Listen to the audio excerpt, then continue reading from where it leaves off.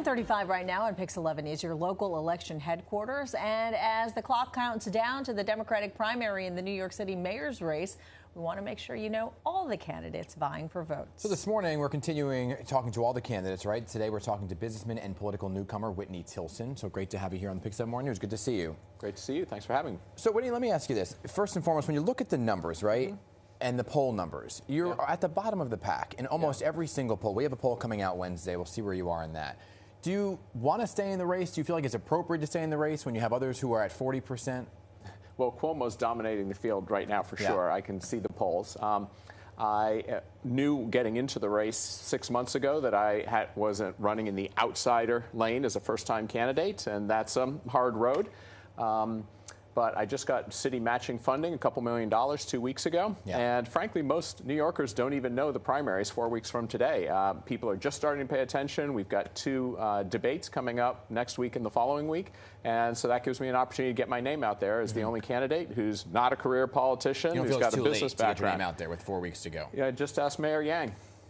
Things can change fast in the race. Since not a lot of people have heard of you, why get in the race at all since you have no political background? Yeah, I thought Mayor Bloomberg was a great mayor, and it would be important to have a business person and an outsider give voters a choice. 81% of New York City voters say they think the city's going in the wrong direction. Clearly, they're looking for change. And so after the November presidential election and all, I thought it was time for Democrats to start managing this city better, and that voters might be interested in someone who has a business background who can manage the city better. So let's talk about some of the big issues, right, that people care about. One of them is education, of course. You're a big fan of charter schools. And there was this thing back in the day when charter schools, it was charter wars, right? So how do you convince people who aren't on board with charter schools that it is the way to go? And to bring voters in your corner? Well, look, I don't think charter schools are the answer. I was one of the founders of Teach for America, served on the board of KIPP Charter Schools here in New York for 20 years, and I've seen what high-quality schools can do to completely change the life trajectories of the mostly low-income children of color that we serve. But, I mean, big picture, we're spending more than a third of our city budget, $40,000 a kid, yet our children in New York City are reading at a lower level than the poorest state in the country, Mississippi, spending $12,000 a kid. It's a system that is run largely by and for the benefit of the adults, not the children. It's gotten captured by the special interests. And I want to go in and fight for the kids and demand high standards, accountability, rigorous curriculum. At what cost?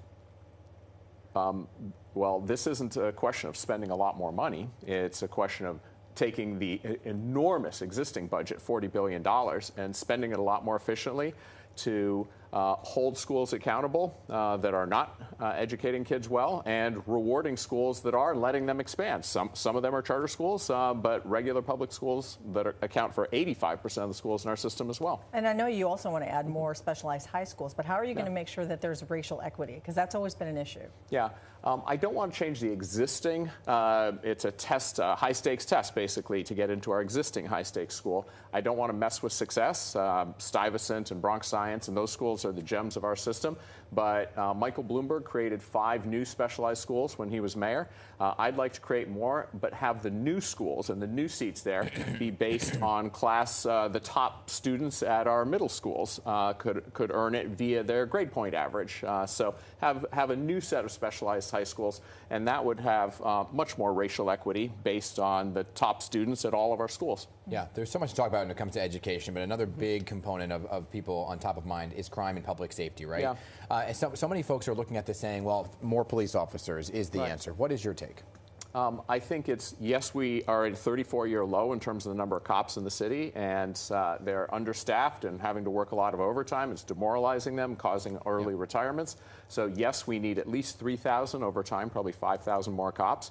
But we also need to manage the system better, and I have committed to asking Jessica Tisch to stay on, our current police commissioner. Since she came on in November, she's been managing the system a lot better, focusing on quality of life crimes, and it's working. Our murder rate in the city is down 28% this year. Shootings are down 16%.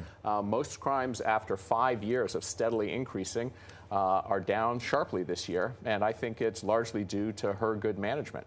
What is your plan then to help with the affordability of the city? Because that's one of the biggest issues here, affordable housing, just making it easier to live here cost-wise. It's the single biggest issue. We have a 1.4% vacancy rate. We have the highest rents in the country, and they're still going up, even though they've been going down across the country. It's simple supply and demand. We need to build a lot more housing. Part of it, the first step is the appropriate zoning, and I thought the City of Yes legislation that passed at the end of last year finally was a small step in the right direction. I'm going to push for a lot more of that. And very importantly, we need to make New York City an attractive place for the private sector to want to put money in and invest. And so we need to streamline the process. It currently takes 4 years to build. It should take 2. The Rent Guidelines Board is meeting again. Do you support a rent freeze, or should there be a rent hike? I think there should be a rent hike proportional with the costs that are being borne by the people who own these properties. So what is that? Probably in the 2 to 3% range is what I've heard, which is, I think, what the Rent Guidelines Board is going to do. Ironically, if you freeze rent, it sort of sounds good, but the problem is it makes it impossible to operate the buildings properly, and our existing housing stock is dilapidated. And so, ironically, it makes our housing crisis worse if you freeze the rent for an extended period. All right, Whitney Tilson, thanks for coming in. Thanks for having me. Nice meeting you. All right, and there's an important reminder. Early voting for the primaries begins on June 14th and runs through the 22nd.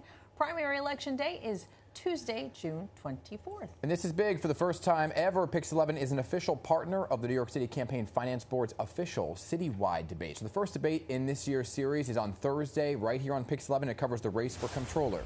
It's City Council member Justin Brannan versus Manhattan Borough President Mark Levine. The two facing off in a debate moderated by the guy sitting next to me, Pix 11's Dan Manarino and Henry Rossoff. Catch Race for New York City Comptroller, the 2025 Democratic primary debate, live from 7 to 8 p.m. next Thursday on Pix 11 and streaming on Pix 11 Plus and Pix11.com.